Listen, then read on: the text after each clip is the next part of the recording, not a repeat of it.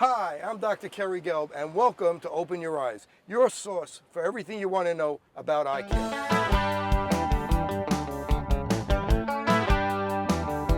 So AMD stands for age-related macular degeneration.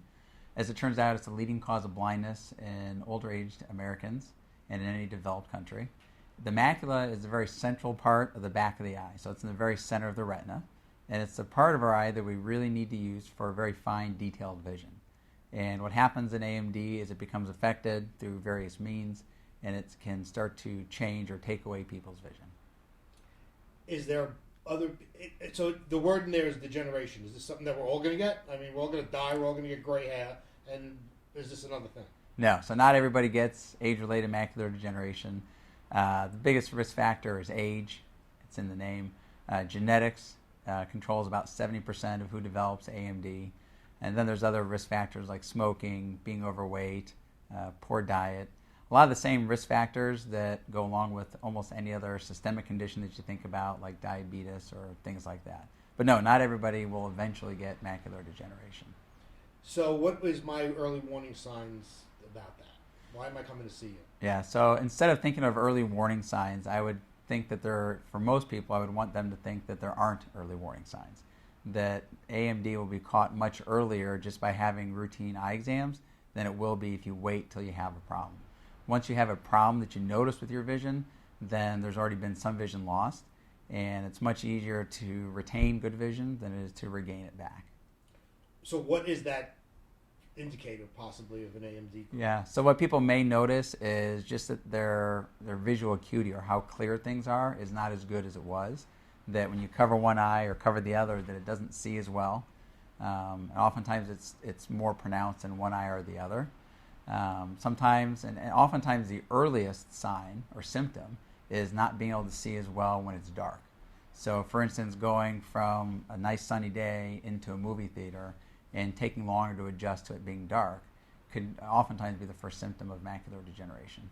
Is there only one type of AMD? So, macular degeneration is broken down into stages, really. So, but in general, what people think of is either dry or wet.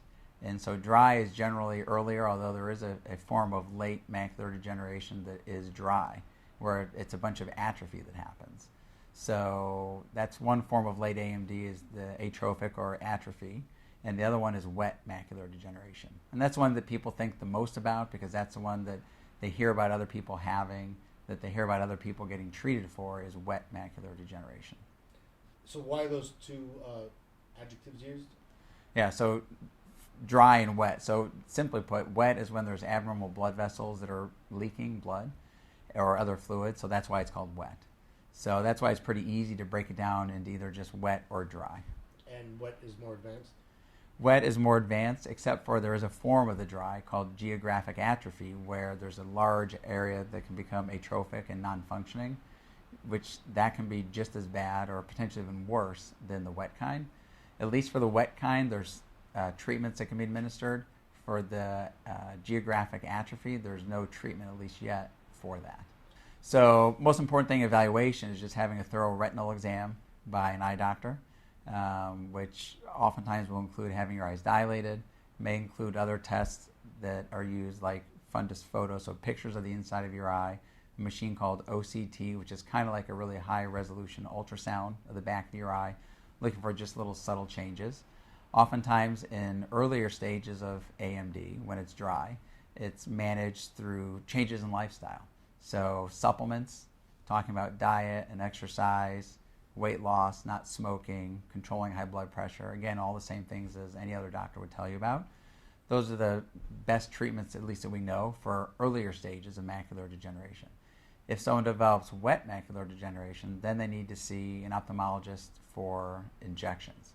And so the treatment for the wet kind of macular degeneration is actually injections of medication into your eye.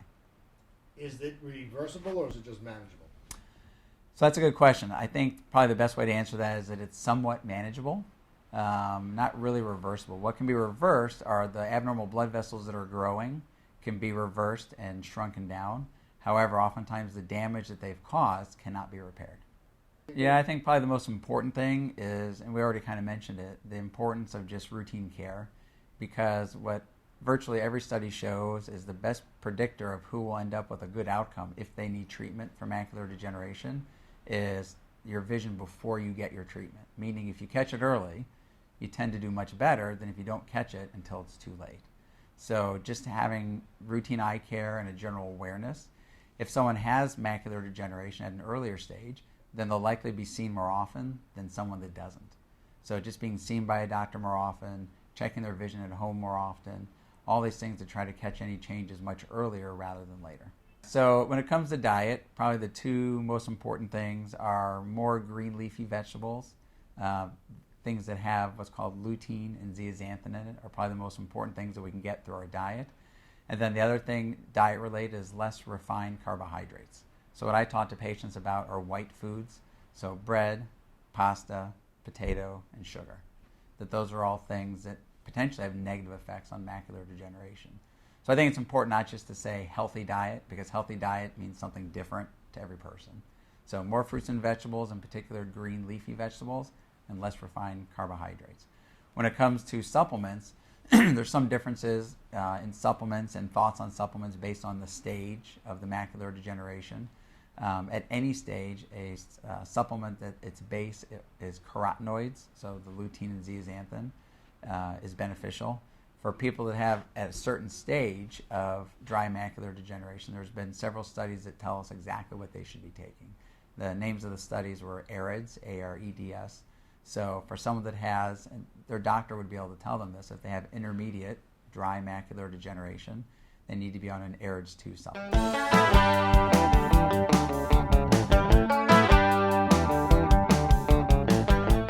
Yeah, so first thing as far as testing or examining patients is generally a clinical exam, and doctors looking in and seeing what the eyes look like.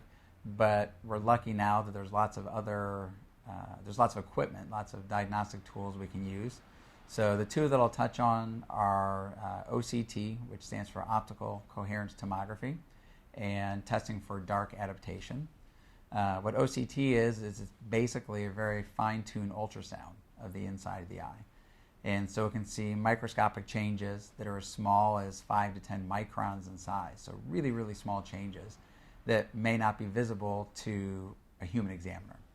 So it's able to detect these changes fairly early and then able to monitor for change over time, which is one of the great advantages of using equipment is even if I as a doctor can identify something, it's very difficult to be able to see subtle changes over time.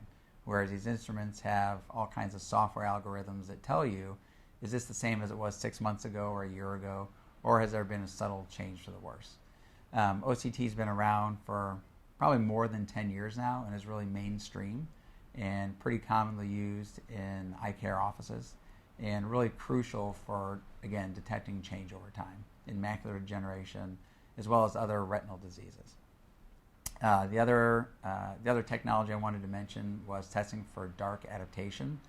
So impaired dark adaptation is, in many people, the very first symptom of having macular degeneration. And so what it means is, in the example I gave earlier, is if you go from a bright environment into a dark environment and you have difficulty in adjusting.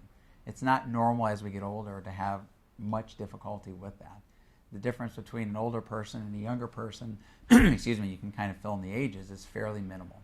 And so it's a test where there's a flash of light to purposely make it harder for you to be able to see, that then times how long it takes for your vision to come back to normal. And the reason I think it's an important test is because how accurate it is. It's over 90% accurate.